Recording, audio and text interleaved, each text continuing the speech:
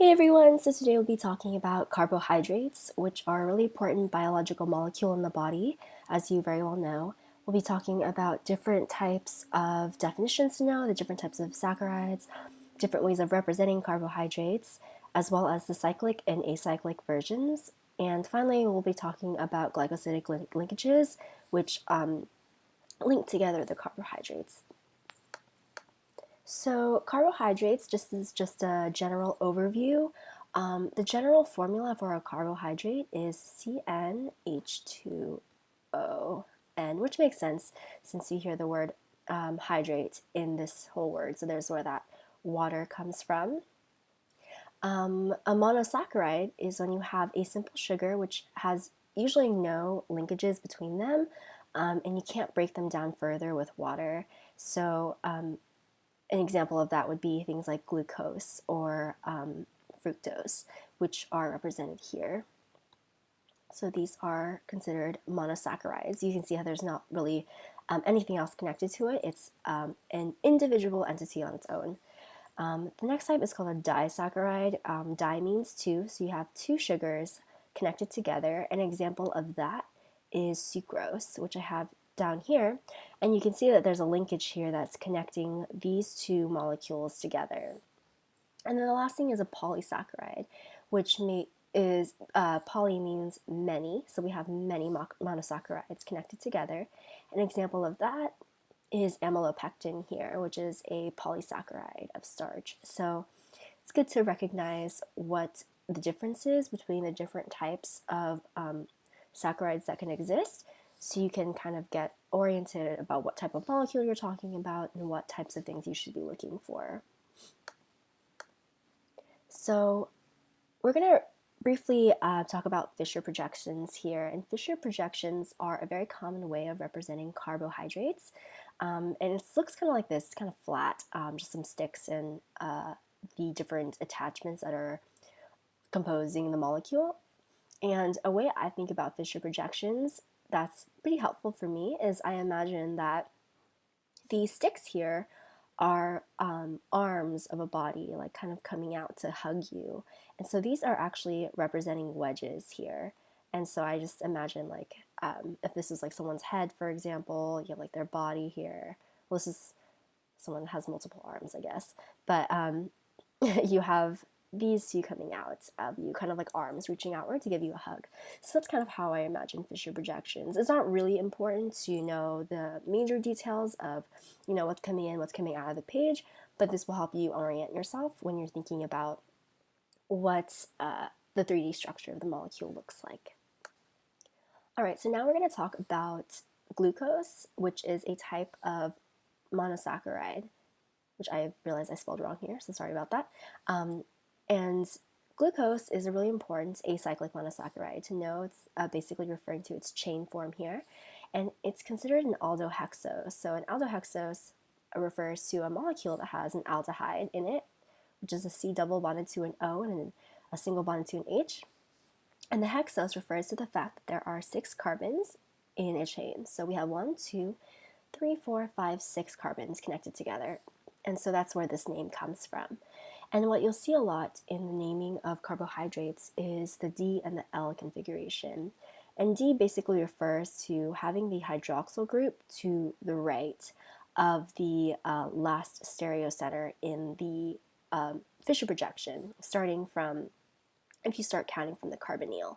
So we have 1, this is 2, this is actually our first stereocenter, 3, 4, 5th carbon. So our 5th carbon here is our last stereocenter, and the hydroxyl group is to the right of it in the Fischer projection. So that's what the D refers to. And then the L refers to the OH being on the left of the last stereocenter. So here we have our stereocenter, here's that hydroxyl group to the left of it. And so L, left, that's kind of a good way to remember it. That's not actually what it stands for, but it's kind of a good way to help you remember what the L means. Another important monosaccharide to know is galactose as well as ribose. So I'm not going to go into too much detail about them here. It's just important to kind of know the structures, what their biological importances are, and the fact that they are monosaccharides. So here's that D structure here, and then the D ribose here with those hydroxyl groups to the right of the last stereocenter. So definitely, at the very least, be able to recognize the molecules. And if possible, I would definitely encourage you to know how to draw them as well, because you'll definitely need to know them for a particularly more advanced chemistry classes like biochemistry and such. So let's talk now about cyclic monosaccharides. So glucose is one of the monosaccharides that can basically, in equilibrium, form a glucopyranose, and this pyran is referring to this cyclic structure that a molecule can adopt. And what happens, how you get from this to this, is you have a bond that forms between this oxygen and this carbon here. So these two connect together and you get this structure here. And I'll show you a little bit in more detail later on what that looks like. But an important thing to highlight here is the alpha and the beta portion. So you have alpha D-glucopyranose and you have beta D-glucopyranose. And in an alpha form, the OH here is axial. As you can tell here, it's axial. As opposed to here, this OH is equatorial. And it's really, really important to know how to recognize whether something is beta or alpha. And for me, I just kind of look for these molecules. And I ask myself, are they both pointing up, or are they both pointing down, or is one going up and one going down? So in the case of an alpha, you have this CH2OH going up and the OH going down.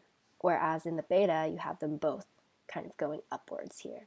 So the way I remember it is I say to myself, it's beta to be on the same side. You can have your own ways of remembering it, but it's always better, in my opinion, or beta, to have two people or two components pointing upward in the same direction or downward in the same direction. A Hallworth projection is a very common way to represent these alpha and beta structures. It's actually easier for you to see if it's alpha or beta when you see a Hallworth projection. So here I have a Fischer projection, which we talked about earlier. This is the one with the person and the hug coming out with these arms, giving you a hug. In a Hallworth projection, you have a very flat representation of the carbohydrate. This is not necessarily accurate, of course, because the molecule is not actually flat, but it helps you see pretty clearly where the alpha and the beta is. So here we have alpha D-glucopyranose because the CH2OH is coming up, and here you have the OH coming down, so they're going in different directions. And here you have a beta D-glucopyranose because they're both pointing upwards in the same direction. And something else that's really good to know is how to identify the anomeric carbon, because this is what will really orient you when you're trying to figure out whether something is alpha or beta. So the anomeric carbon was actually the carbonyl carbon. So this is the anomeric carbon here. And as I showed you before, this oxygen goes up here. It connects with this carbonyl carbon here to form this cyclic structure. So this anomeric carbon here is actually this one. Over here, they're the same. And this oxygen over here is actually this oxygen right here. So just to kind of, if you can envision that forming. And what I usually look for in an anomeric carbon is I look for the carbon in the ring that's attached to two oxygens. So this one's directly attached to an oxygen here and an oxygen here. It can also be helpful to look for the CH2OH here, which this one is corresponding to this one over here. So that'll help you orient yourself. And the anomeric carbon is always C1. So you start counting from 1, 2, 3, 4, 5, 6. So this is the first carbon, this is the sixth carbon.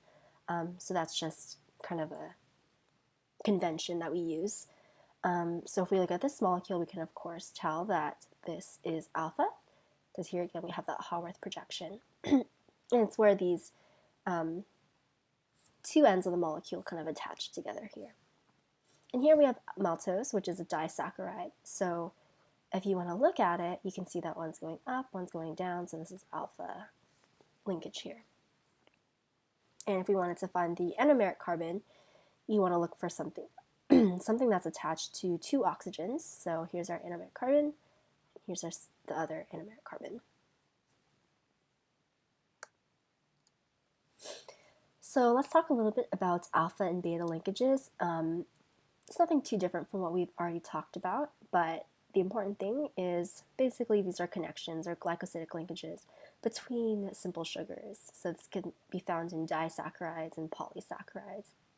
So here we have, excuse me, we have a